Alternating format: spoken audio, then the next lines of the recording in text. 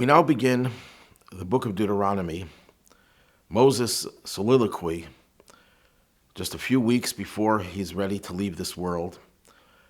And he recounts all of the incidents of the past.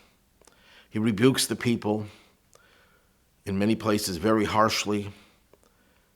But the opening verse of the book of Deuteronomy, Moses seems to be describing the places in which the Jewish people traversed in the past.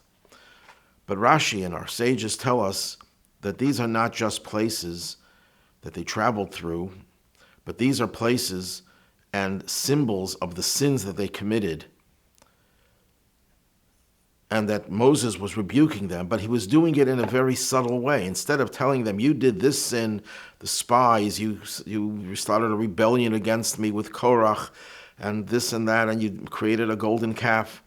Instead of doing that, he does it subtly. He starts off by talking about the places in which they sinned. It was a hint.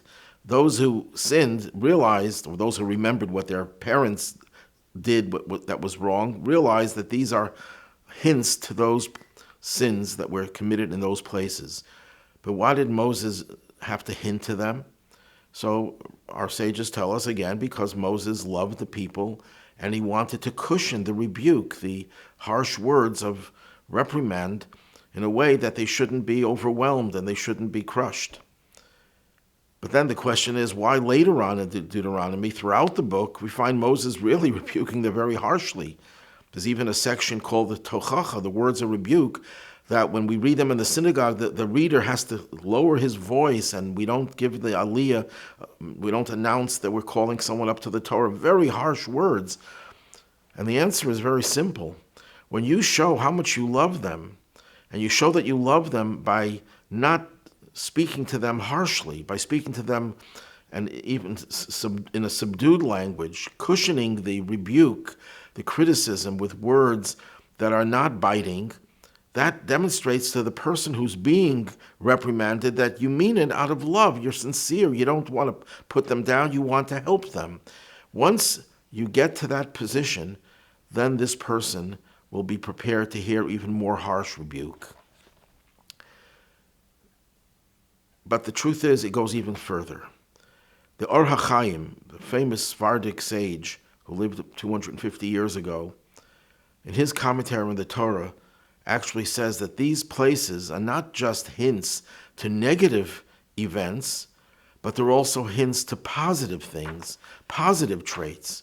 That means Moses was trying to elicit from them their spiritual goodness that would lead to these 9 different places, i.e., 9 different traits that would get them ready to enter into the promised land, because this entire book is about Moses preparing the final generation of the desert to enter into the land of Israel.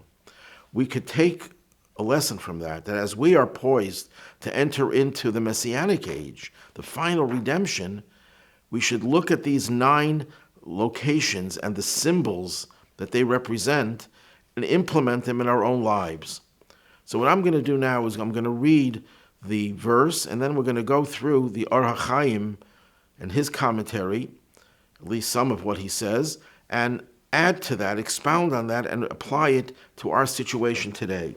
So this is the way the verse goes. These are the words that Moses spoke to all Israel on the other side of the Jordan, concerning the wilderness, concerning the Arava,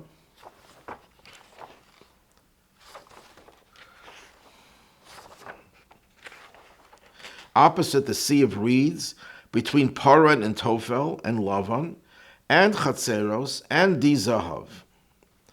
Total of 9 places. So this is how the Or HaChaim, in one of his interpretations, explains this verse in a very positive way. It's possible, he says, to explain the entire verse in a different manner, that this is, in a few words, what he says over here, that Moses taught the general principle of fear of Hashem, fear of God, and proper character traits that are essential for those who follow in God's Torah. And there are a total of 9 character traits. The first one, he says, is like this. The first one we said was the Jordan. Aver Hayarden, the other side of the Jordan. He says this refers to the trait of Abraham, that we should adopt that trait. Abraham is called Ivri. Ivri means the other side. That's why it says Be'aver, on the other side. He doesn't explain, but obviously he's referring to the Midrash that says that why was Abraham called Hebrew, Ivri? It means he came from the other side. But what is that telling us? Why is that significant that he came from the other side of the river? But the answer is that Abraham stood on one side of the world and everyone else on the other side. Abraham was not fazed by the fact that he was going against all of society at that time. And that's one very important thing. We have to have this stubbornness, this tenacity, this ability to say, I don't care if the whole world tells me that what I'm doing is not in sync with what society believes in these days. We stand on one side, even if the whole world stands on the other side. And the end is the whole world will then stand on our side, because that will bring us to Mashiach, when the whole world will be rehabilitated. The second thing is called Yarden. The word Yarden, Jordan, the root of that word, he says, refers to criticism, self-criticism. It says in the Talmud that a single constructive self-criticism in the heart of a person is better than 100 lashes. And that's what the word Yarden means. This refers, if we go a little bit deeper into this, to the trait of royalty. A melech, a king, is someone who controls, who exercises authority and control. There's a king externally and there's an internal king. As we mentioned in many of our classes, that the word melech is an acronym for moach, brain, lev, heart, kaved, liver. That's the order in which we have to do things. Our mind has to control our emotions and all of our impulses and our physical leanings and desires. When we do that, we implement, we imbue ourselves with the power of royalty, which is really there inside of us. We all have, as the Baal Shem Tov taught, a spark of Mashiach, a spark of ultimate royalty. When we live our lives in that way today, we prepare ourselves to ignite our own spark of Mashiach and to bring the large Mashiach, who is the collection of all the sparks from all of the people. The next one is the Midbar, the desert. The Ohr HaChaim says that refers to humility. As the Talmud says, a person should always make himself like a desert. Everyone treads on the desert. It has no value, although nowadays I think the desert has a lot of oil in it. But in those days, a desert was the symbol of just barren, having nothing to speak of. And that's what is a trait that is crucial for Mashiach. In fact, the Midrash Yalkut Shimoni says that when Mashiach will come, he'll stand on the roof of the Beis HaMikdash, of the Holy Temple, and he'll announce, Anovim, humble ones, Higiyas man gulaschem, the time of your redemption has arrived. He emphasizes that he's addressing us as humble people, because what brings Mashiach? It's our own humility, which is a reflection of Mashiach's humility, as the book of Daniel describes Mashiach, a poor man riding on a donkey. It doesn't necessarily mean he's financially impoverished. It means he's humble. And when we adopt that humility, we prepare ourselves for Mashiach. The next word is ba'arava. What is arava? The word arava, the root of that word could mean responsible and sweet. It says when a person is humble, there's a kind of humility that is degrading, repulsive to other people. We shouldn't be repulsive in our humility. It should be a dignified humility. Moreover, it shouldn't be a humility where we keep to ourselves. I'm a nobody. I can't do anything. We should reach out to others and try to help improve others, and do it in a sweet way, in a pleasant way, imbued with love, not in a harsh way. The next one is Mol Suf. Literally means opposite, the sea of reeds. But he translates it to mean that we have to always look to the Suf. Suf is like Sof, to the end.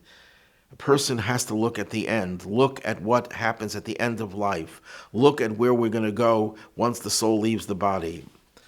But now that we're so close to Mashiach, we could change that meditation. Instead of focusing on what happens after we live our physical lives in this world and what will happen in the afterlife, in the next world, we have to look at the end.